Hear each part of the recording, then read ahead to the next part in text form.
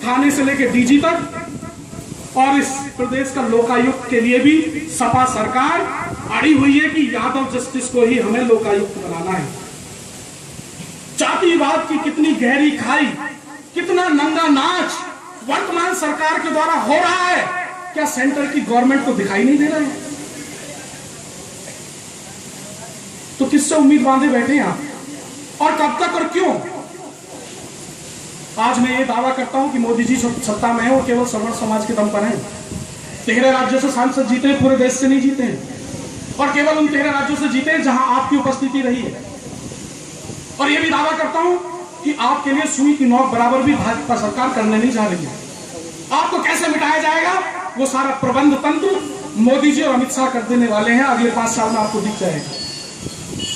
और आपके बीच जो नेतागण वोट मांगने आते हैं वो सपा के झंडे से आए, बसपा से आए या भाजपा से आए, उनमें किसी में औकात नहीं कि मोदी के सामने अपनी बात को रखें। एक छोटा सा उदाहरण आपके सामने दे रहा हूं। बादल सरकार पंजाब के अंदर जिन लोगों पे हत्या के मामले थे, क्या वो राजनाथ सिंह जी से उनकी रिहाई के लिए नहीं मिले? जयललिता ने जिन पर राजीव गांधी की हत्या के मामले थे, क्या कोर्ट से रिहा नहीं कर दिए? लेकिन एक बहादुर बेटे के लिए जिसने वास्तव में इस देश के लिए अपने जीवन को बलिदान किया, आहूत किया, आजाद भारत में उस फूलन डाकू ने बहमई गांव में दिन दहाड़े शाम के 4 बजे 23 सवानों को अपने डाकू साथियों के साथ गोलियों से भुनवा डाला। और इस देश का संविधान उस फूलन से उन गरीब गांव, बहमई गांव के उन लोगों को न्याय नहीं दिला पाया। मुलायम सिंह ने लखनऊ के सम्मेलन में उस फूलन को आजाद भारत की बहादुर महिला बताया और उसे अपनी पार्टी से टिकट देकर भारत की सबसे बड़ी पंचायत का अंग बना दिया। क्या यह भारत के संविधान पर और हमारे रक्त से सींचे हुए इतिहास पर कलंक नहीं था? क्या उस कलंक को नहीं धोया जाना चाहिए था? इस तरह तो हम राम को भी दोषी बताएंगे, तब तो हम भगवान कृष्ण को भी दोषी माने। लेकिन उस शेर सिंह राणा के साथ इस देश की राजनीति ने, इस देश के नेताओं ने और दूसरों को क्यों हम कोसे? हमारे अपने सांसद या विधायकों में से आज तक एक भी प्रतिनिधि ने शेर सिंह राणा का सहयोग करने का न संकल्प लिया है, न आगे बढ़कर एक कदम आगे साथ दिया है।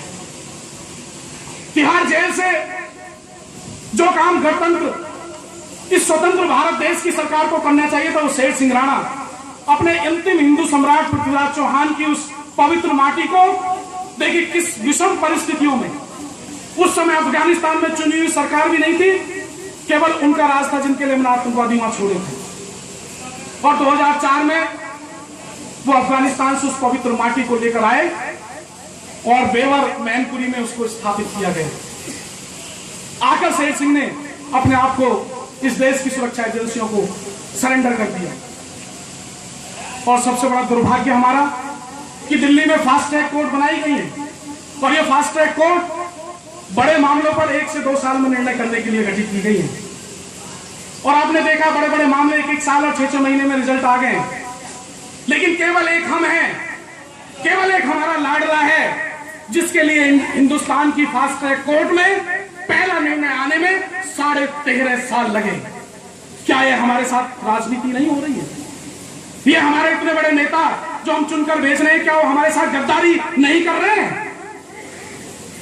और अब जब निर्णय आ गया और निर्णय में शेर सिंह के अलावा संदेह का लाभ सभी को देते हुए 13 उन निर्दोष भाइयों को कोर्ट ने बरी कर दिया जो 13.5 साल तक जेल में रहे।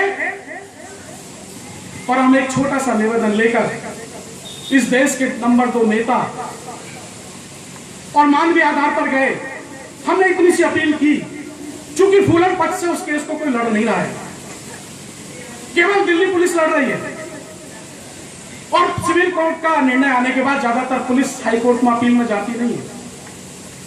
हमने निवेदन सिर्फ इतना किया कि जो कोर्ट ने बरी कर दी उनको बरी स्वीकृति दे दी जाए, मान लिया जाए, उनका शेष जीवन वो अपने समाज के साथ बिता दे। 13 साल वो जेल में काट चुके हैं।